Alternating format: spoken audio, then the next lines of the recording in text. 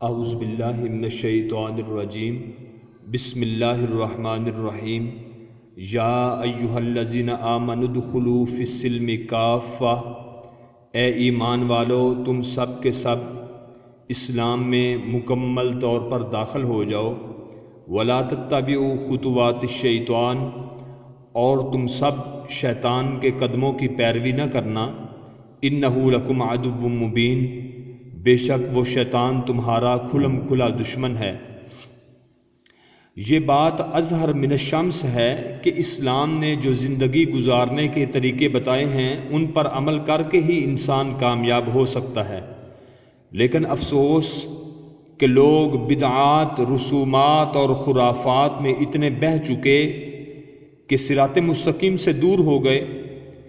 ایک رسم ہے اپریل فول کی، اس رسم کے تحت یکم اپریل کو جھوٹ بول کر کسی کو دھوکہ دینا، مذاق کے نام پر بیوقوف بنانا اور اذیت دینا، پھر اس پر خوش ہونا آج اپنا حق سمجھا جاتا ہے اور یہ عالمی سطح پر منایا بھی جاتا ہے، جبکہ مسلمانوں کو یہ نہیں منانا چاہیے، یہ حرام ہے۔ دیکھیں ہم نے کتنی جلدی اور کتنا زیادہ مغربی تہذیب کو اپنا لیا۔ آج یورپ میں کوئی ایک پاگل انسان بھی آپ کو شلوار قمیض پہنا ہوا نظر نہیں آئے گا، لیکن آج ہمارے کتنے لوگ ہیں جو ان کی تہذیب کو مکمل طور پر اپنا چکے ہیں۔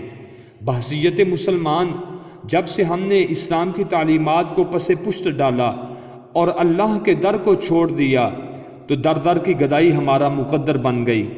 برصغیر پاک و ہند کے لوگوں کو انگریز سے آزاد ہوئے ایک عرصہ ہو گیا، لیکن ذہنی اور فکری غلامی کو ہم آج بھی اپنائے ہوئے ہیں۔ روشن خیال، ماڈرن ازم اور جدیدیت کیا صرف اسی چیز کا نام ہے کہ ہم مغربی تہذیب کو اپنائیں؟ ان کی تمام رسومات برائی سے شروع ہوتی ہیں اور برائی پر ہی ختم ہوتی ہیں، جب ہماری اپنی اسلامی تہذیب اور معاشرت موجود ہے، لیکن پھر بھی دوسروں کے نقش قدم پر ہم آج چل رہے ہیں۔ بقول اقبال کہ اپنی ملت پر قیاس اقوام مغرب سے نہ کر، خاص ہے ترکیب میں قوم رسول ہاشمی صلی اللہ علیہ وسلم۔ آج اپریل فولز ڈے کے تاریخی پس منظر کو جب دیکھیں تو اندلس پر ہماری جب نظر پڑتی ہے تو اندلس پر تقریباً 800 سال تک مسلمانوں نے حکومت کی۔ جب عیسائیوں نے دوبارہ غلبہ پایا، اسپین پر قبضہ کیا، تو مسلمانوں کا اتنا قتل عام ہوا کہ خون کی ندیاں بہنے لگیں۔ پھر زندہ بچنے والے مسلمانوں کو لالچ دیا گیا۔ عیسائی بادشاہ نے اعلان عام کروایا کہ تمام مسلمان غرناطہ کے مقام پر اکٹھے ہو جائیں تاکہ آج مسلمانوں کو ایک علیحدہ ریاست دی جائے۔ مسلمانوں نے جب یہ بات سنی تو اکٹھے ہو گئے، لیکن عیسائی بادشاہ نے بحری بیڑے پر بٹھا کر بچ جانے والے مسلمانوں کو سمندر میں لے جا کر پھر غرق کر دیا۔ یہ عظیم سانحہ آج سے 500 سال پہلے کب وقوع پذیر ہوا تھا؟ یکم اپریل کو ہوا تھا۔